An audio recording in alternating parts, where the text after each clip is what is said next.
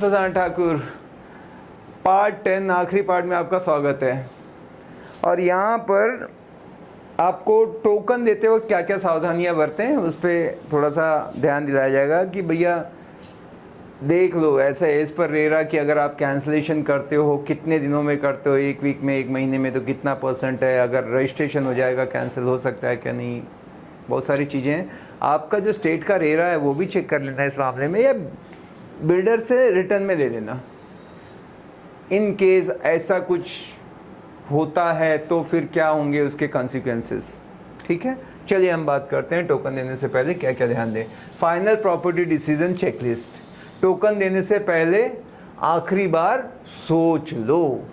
एक बार चला गया उनके अकाउंट में पैसा, तब फिर कुछ नहीं होगा, तो पहले से 2 बार 3 बार जो भी समझना समझाओ। ऑब्जेक्टिव क्या होगा इसका? Ensure you are 100% confident before paying the booking of the token amount. 100% mean 100%, थोड़ा भी हिच है तो वापस से उसको क्लियर कर लो। सब कुछ बड़ा डिसीजन है, क्योंकि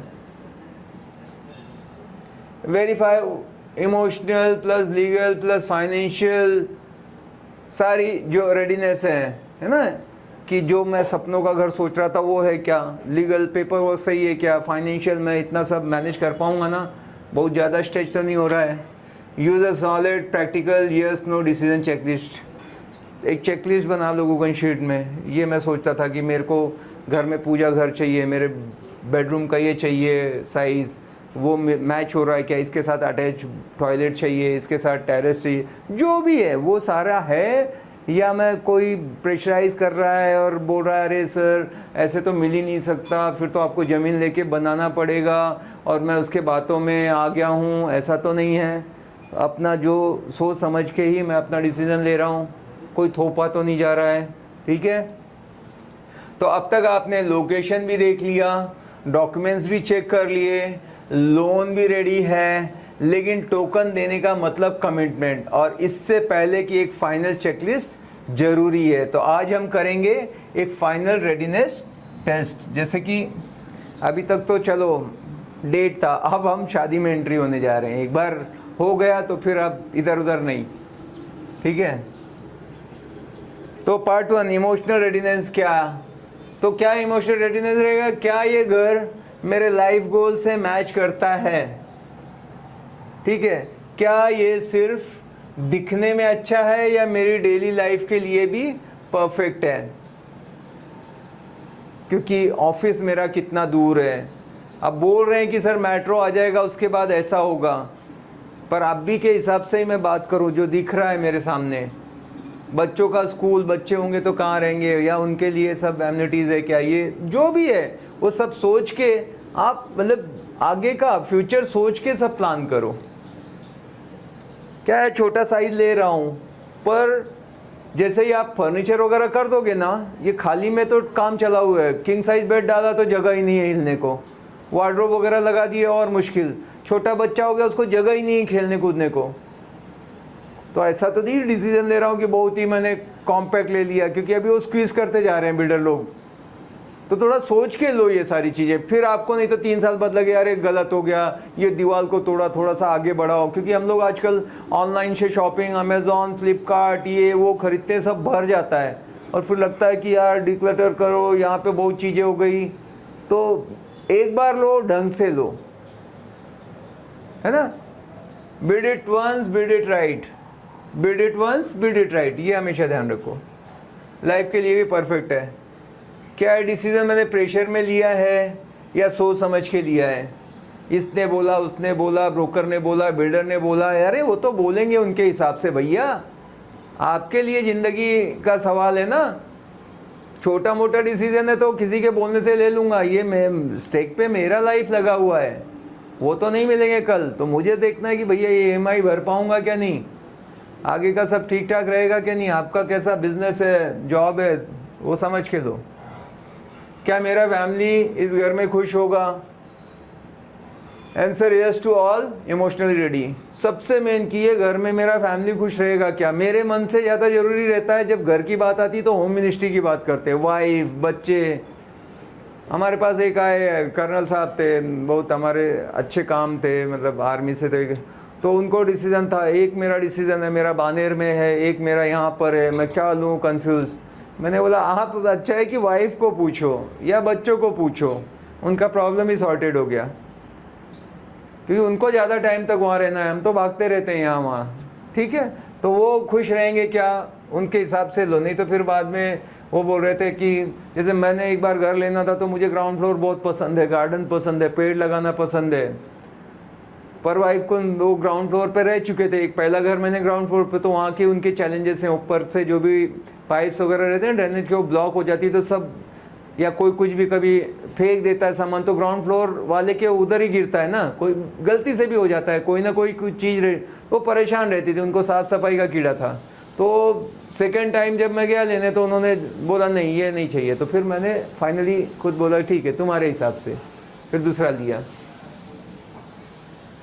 ठीक है, अब पार्ट 1 हो गया, इमोशनल रेडी हो गए। चलो पार्ट 2 पे बात करते हैं, फाइनेंशियल रेडीनेस। क्या पैसा रियल है या जस्ट एडजस्टमेंट?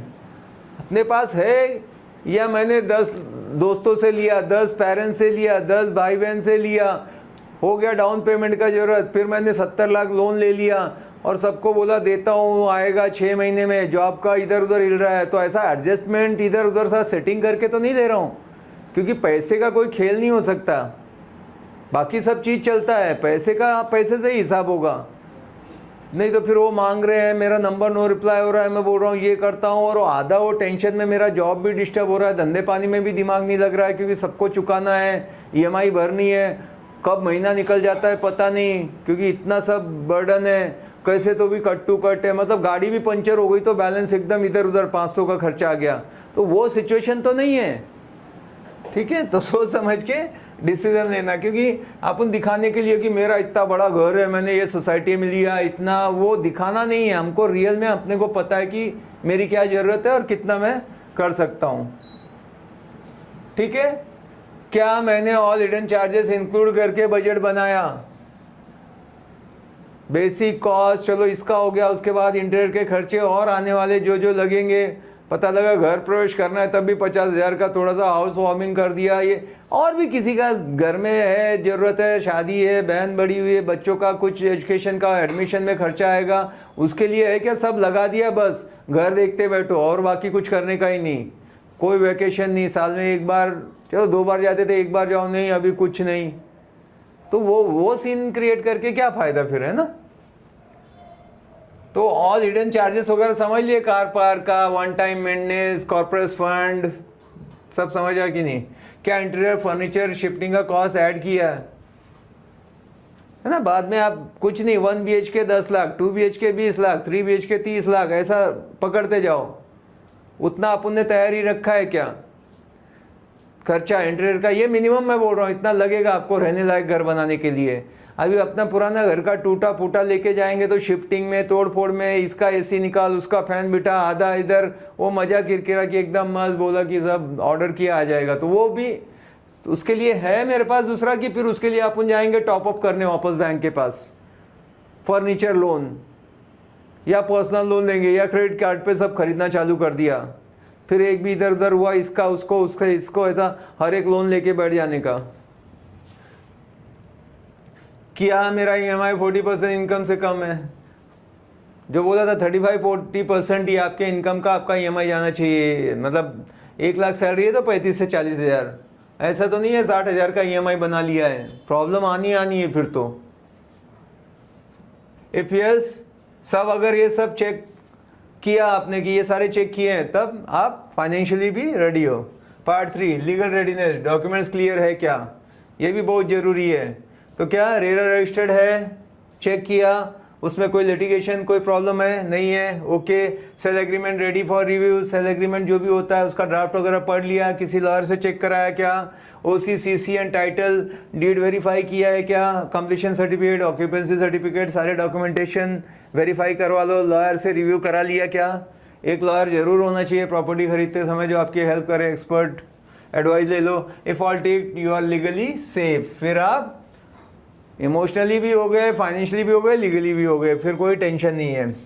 ठीक है, अब पार्ट 4 में हम देखेंगे builder and property checklist. Red flags तो नहीं है इसमें से कुछ। बिल्डर ने पास प्रोजेक्ट टाइम पे कंप्लीट किए क्या, जो भी उसके 8-10 प्रोजेक्ट रहेंगे थोड़ा सा चेक कर लो। एक आध में हो गया कम ज़्यादा, इट्स फाइन, बट ज़्यादातर सही होना चाहिए। कम से कम 80% उसका टाइमली डिलीवर्ड है, अच्छा कंस्ट्रक्शन क्वालिटी है, ये जान लो लेने से पहले। बिल्डर ने वर्बल प्रॉमिस लिख के दिए हैं क्या? बिल्डर ने बोला था हाँ हम आपको ऐसे करके दे देंगे, आप उसका करो, ये है, ये गार्डन एरिया भी आपका है जो, अरे भैया आप उसको पेपर पे दो, जो पेपर पे हम उसी को मानते हैं। तो आपके ईमेल पे आए, आपको व्हाट्सएप करे, पर रिटर्न में चाहिए। वर्बल जो भी प्रॉमिस है उसको हम नहीं मानते कि हम ये बाद में ऐसा करके दे देंगे, ये मॉडिफाइड कर देंगे आपको, है ना, ये बहुत ज़रूरी है। Sample flat and actual flat का लेआउट मैच करते हैं। आपने सैंपल फ्लैट देख के ही तो ऐसा नहीं ले लिया, एक्चुअल फ्लैट का आपने जो आप खरीदने जा रहे हो जो यूनिट, क्योंकि उसमें भी 3-3 टाइप के 2 BHK रहते हैं, कारपेट अलग अलग होता है, तो आपने जो आप ले रहे हो, जिसकी बात कर रहे हो, उसका आप एक्चुअल में ले लो। ये तो बड़ा वाला सबसे दिखाएंगे, दिखाते समय।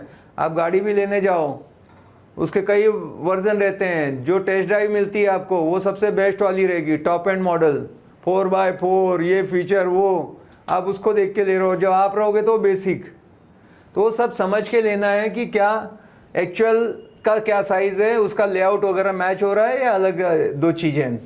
सोसाइटी रेडी है या अभी कंस्ट्रक्शन चल रहा है, ये सब जान लो, ठीक है। No red flags, safe to produce. अगर इसमें से सब ओके लग रहा है आप तो सेफ हो, आप आगे बढ़ सकते हो। Part 5 token payment do's and don'ts. Do's क्या है? Take receipt with property detail and refundable clause. जो भी चीज़ आप पैसा दे रहे हो, हर एक चीज़ का प्रॉपर रिसिप्ट लो, जो भी उनका स्टैम्प सिग्नेचर सब लो। कोई भी ऐसा नहीं है कि आप उन्हें दे दिया और उसका बदले में कुछ हमारे पास डॉक्यूमेंट नहीं है, और उसको जमा के बचा के ऐसा फाइल एक बना लो, उसमें सब रखते जाओ डे 1 से, बहुत आगे चल के आपको काम आएगा। Mention token validity period, example 7 days to sign agreement, वो आप डाल सकते हो, बट ठीक है। Pay only after all doubts are clear. जितने भी आपके डाउट्स हैं उसका सब बना लो। ऐसे नहीं कि हम सामान भी लाने जाते हैं, एक ग्रोसरी भी, तो हम जाते हैं कि इतना धनिया मिर्ची, ये सब्जी वो सब्जी, ना ऐसा लिस्ट बना के जाते हैं। तो यहाँ पे आप हर एक चीज़ का ना बना लो कि हर एक, अरे ये तो पूछना ही भूल गया कि इसका क्या है, इसका कितना है, वो तो क्वेश्चन पूछा नहीं, इसमें ये रहेगा क्या नहीं, सेंट्रलाइज गैस है या नहीं है, क्या नहीं, जनरेटर बैकअप है तो कितने का है, कितने रूम में क्या जमेगा, तो वो सब डाउट आपके एक एक क्लियर हो जाने चाहिए। वो क्लियर करके ही आप दो, क्योंकि एक बार देने के बाद तो फिर घूमना पड़ेगा उनके पीछे। क्या क्या नहीं करना, don't pay in cash without receipt. Without receipt या कैश होता ही नहीं है टोकन अमाउंट, आजकल कहाँ कैश चलता है। तो जो करेंगे वाइट में करेंगे और उसके साथ उसका प्रॉपर रिसिप्ट लेंगे। बुकिंग लेटर है तो बुक किया तो कौन सा यूनिट बुक किया, क्या है उसका, कितना एरिया है, वो पूरा क्लियर होना चाहिए। Don't give token without legal paper draft, है ना। पेपर ड्राफ्ट देख के आप टोकन दो, या आप एक लॉयर का, क्योंकि कौन से स्टेज पे है उस पर भी डिपेंड करता है, तो आप उसकी राय ले लो कि अभी ऐसा है। डोंट फॉल फॉर ऑफर सिर्फ आज के लिए है प्रेशर, ये सिर्फ ये ऑफ़र खाली आज के लिए है, आज ये महाशिवरात्रि है, होली का ऑफ़र है, ये आज का है सही है, लेकिन कल जाओगे तो कल से वो दूसरा कुछ ना कुछ लाएंगे।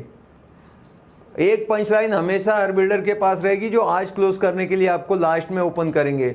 सब कुछ हो जाएगा सर, अभी क्या आप चेक के साथ बैठे हो, तो हम आपके लिए लास्ट इतना कर सकते हैं, स्पॉट बोनस हम, तो वो रहने ही वाला है, कुछ ना कुछ नए नए खाली नाम आते रहेंगे, तो उसके प्रेशर में मत आओ कि आज के लिए।